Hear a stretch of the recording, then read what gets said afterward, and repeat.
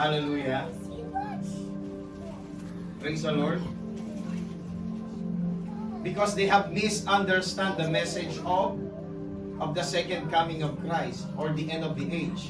When he said the end of the age, hanggang kailan ba matatapos ang edad mo?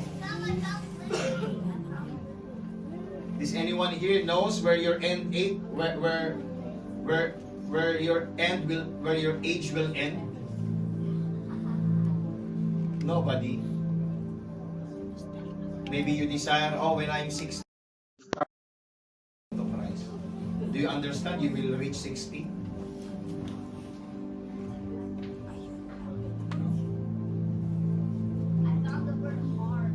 So this passage will give us a very serious, motivation to motivate ourselves, as what Colossians 3 says, that we should focus on things above and not on earthly things. Amen. Next verse. And Jesus answered, "Watch out that no one deceives you." And we know who is the deceiver, is the devil. Revelation said that he is the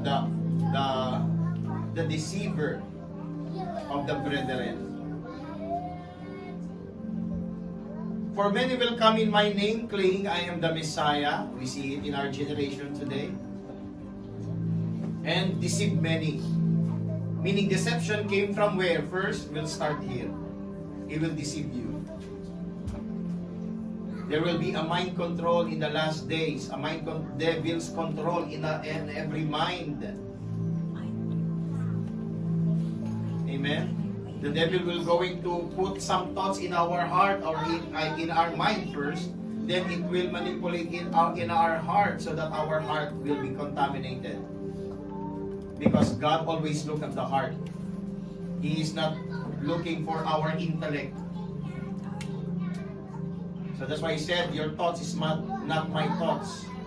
So that's why Christ wants us to determine ourselves and focus, realign our thoughts to the thoughts of God, not in our earthly thoughts. We should look to our lives not for a temporal thing, but look towards for our eternity. So that's why He said, your thoughts is not my thoughts, and your ways is not my way. He did not say, your thought is not my thoughts, your heart is not my heart. He did not say about the heart. He always talk about thoughts. Amen. Because everything the devil will do is to deceive our thoughts. Because when your thoughts deceive, your heart will be contaminated.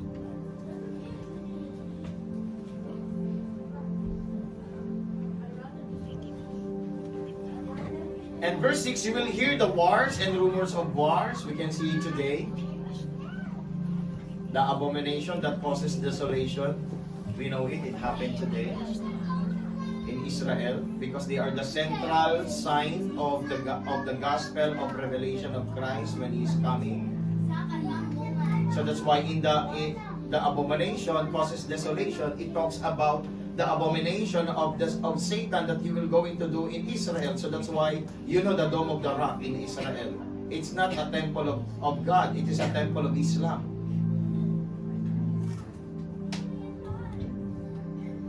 Hallelujah.